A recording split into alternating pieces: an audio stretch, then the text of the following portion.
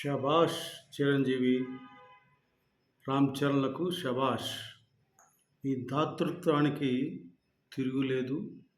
మీరు చాలామంది పెద్దలు చెప్తారు పూర్వం రోజుల్లో వే నరం లేని మోచేతికి ఎముక లేకుండా దానం చేసే గుణం ఉన్న వాళ్ళని గొప్ప దాతృ బలిచక్రవర్తితో పోలుస్తారండి. అటువంటి గొప్పతనం ఉన్న మీరు వైనాడ్ అంటే కేరళ రాష్ట్రంలోని వైనాడ్ ప్రాంతము వరద పోచి గ్రామాలు కొండ చర్యలు విరిగి పడిపోయి దగ్గర దగ్గర సుమారు 400 మంది చనిపోయారండి. అంతటి విపత్తు పరిస్థితికి ఎక్కడో కేరళ రాష్ట్రం అని అనుకోకుండా మీరిచ్చిన ₹1,00,00,000 ఎంతో గొప్ప మనసుతోటి అవి ఆ యొక్క కేరళ ప్రజలకి, ఆ వయనాడ్ బాధితులకి అందుతాయి. అవి సక్రమంగా ఆ ప్రజలకి ఎంతో కొంతగా మీకు తోడ్పడినందుకు మీకు ఇంకొకసారి సెల్యూట్ చేస్తున్నానండి. పద్మవిభూషణ్ చిరంజీవి గారు, రామ్ చరణ్‌లకు ప్రత్యేకమైన అభినందనలు తెలియజేస్తున్నాను. మీ యొక్క దాతృత్వానికి నా ధన్యవాదాలు, శుభాకాంక్షలు. ఒక్కటి మాత్రం చూస్తున్నానండి నేను. మెగా కుటుంబానికి చెయ్యి రాదు, మెగా కుటుంబం ఎవరికి సాయం చేయరు, మె ప్ర మెగాస్టార్ ఎవరికి సాయం చేయడు అని మాట్లాడే వెధవలకి ఇది జస్ట్ శాంపుల్ మాత్రమే అండి. అంటే వాళ్ళు కళ్ళుండి చూడలేరా, చెవులుండి వినలేరా తెలియదు గాని నాకు అటువంటి పిచ్చి కుక్కలకి, గజ్జి కుక్కలకి విమర్శించే నోరుంది కదా అని విమర్శించేస్తుంటారండి. ప్రతి ఒక్కడు విమర్శించేవాడే మెగాస్టార్ చిరంజీవి గారిని, వారి కుటుంబ సభ్యుల్ని. కానీ వారు చేసే దాతృత్వం ఏ ఎదవ చెయ్యడు. ఇప్పుడు ఈ మురిగే కుక్కలున్నాయి సార్, పిచ్చి కుక్క, గజ్జి కుక్కలు. ఇవి సహాయం చేయకపోగా చేసే ఒక గొప్ప వ్యక్తిత్వం ఉన్న వ్యక్తులని విమర్శించడానికి మాత్రం ఈ పంది లాంటి నోరేసుకొని పడిపోతారు. ఈ యొక్క పంది కొక్కుల్లాంటి దాతృత్వం లేని దరిద్రులు, నిష్ఠ దరిద్రులు. కేరళ రాష్ట్ర వయనాడు బాధితులకి మరి ఏ జన్మలోనో రుణం ఉందో మరి తెలియదు కానీ నాకు వారికి సహాయం చేశారు రామచరణ్ గారు, చిరంజీవి గారు. అలాగే చిరంజీవి గారు చేసిన సహాయాలు చెప్పుకుంటే అంత ఇంత కాదండి.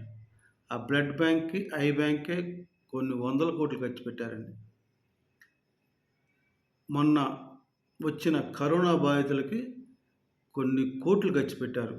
ముఖ్యంగా సినీ కార్మికులకి దాన్ని కూడా చాలా దాతృత్వం ఖర్చు పెట్టాడు. ఎన్ని వాస్తవాలు ఎన్ని ఎక్కడో తమిళ్లో మన ఏమంటారు దాన్ని, ఘరానా మొగుడు సినిమాలో విలన్గా వేసిన వ్యక్తికి, విలన్ జస్ట్ ఒక సినిమాలో వేసిన వ్యక్తికి అతని దగ్గర దగ్గర 70-80 లక్షలు ఖర్చు పెట్టి అతన్ని బాగు చేశారు చిరంజీవి గారు. ఇలా ఎన్నో చేశారండి. వారికి పద్మవిభూషణ్ అవార్డులు వచ్చి ఏడ్చే ఎదవలందరికీ నేను చెప్పేది ఒకటే, వారు చేసే దాతృత్వాలకి ఇవి సరిపోవండి. ఎందుకంటే నేను ఎందుకు చెప్తున్నా అంటే ఇవి నిమిత్త మాత్రం. ఆయనకి చాలా తృణప్రాయమైనవి ఈ అవార్డులన్నీ. ఆయన అంత గొప్ప మనసున్న వ్యక్తి. ఎంతమంది చేస్తారండి? ఈ రోజున చెల్లెళ్ళు పెళ్ళి అయిపోయి వాళ్ళు సెటిల్ అయిపోయి అందరూ శుభ్రంగా ఉన్న రోజుల్లో కోకాపేటలో 100 కోట్లు చేసి ఒక్కొక్క ఎకరం 100 కోట్ల ఎకరం అండి. అటువంటి ఒక్కొక్క ఎకరం పొలం చెల్లెలికి రాసిచ్చాడు ఈ మధ్యనే రక్షాబంధన్ రోజున. ఎవడిస్తాడండి? ఎందుకు చెప్తున్నా ఆయన కష్టపడి రోజుకి 16-18 గంటలు కష్టపడి నెలకి సంవత్సరానికి 12-10 సినిమాలు యాక్ట్ చేసుకుంటూ పైకి వచ్చి సొంతంగా కష్టపడి భయంకరంగా డ్యాన్స్ చేసి ఒరిజినల్గా డూపులు లేకుండా ఫైట్లు వేసి ఎంతో రిస్క్ తీసుకుని జీవితాన్ని తృణంగా పణంగా పెట్టి పైకి వచ్చిన వ్యక్తి దానం చేసి ప్రజలకి ఎంతో కొంత ఉపయోగపడాలి. ఈ యొక్క ప్రజలు తీసిన ప్రతి టిక్కెట్టు నా యొక్క అభివృద్ధికి దోహదపడింది, నా కుటుంబ అభివృద్ధి దోహదపడింది. కనుక వీళ్ళకి ఏదో చేయాలని ఆ రోజు చిరంజీవి గారు అట్లా దాతృత్వం చేస్తున్నారు. ఈరోజు పవన్ కళ్యాణ్ గారు కూడా ఈ ప్రజలకి చేయాలని ఆయన రాజకీయాల్లోకి వచ్చాడు. రాజకీయాల్లోకి వచ్చి ఎన్నో మాటలు పడ్డాడు. కానీ ఈ రోజున ప్రజలు అద్భుతమైన తీర్పిచ్చి పవన్ కళ్యాణ్ గారిని ఉప ముఖ్యమంత్రిగాను చక్కగా ఆంధ్రప్రదేశ్ పరిపాలన సాగేట్టు చేస్తున్నాడు. ప్రజలు ఇచ్చిన తీర్పు అది.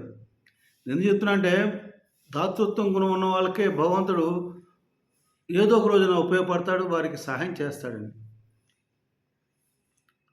నిజంగా చిరంజీవి గారు, రామ్ చరణ్ గారు, మీరు మీ కన్నతల్లి అంటే రామ్ చరణ్ తల్లిదండ్రులు చిరంజీవి, సురేఖ గారు, అలాగే చిరంజీవి గారి తల్లిదండ్రులైన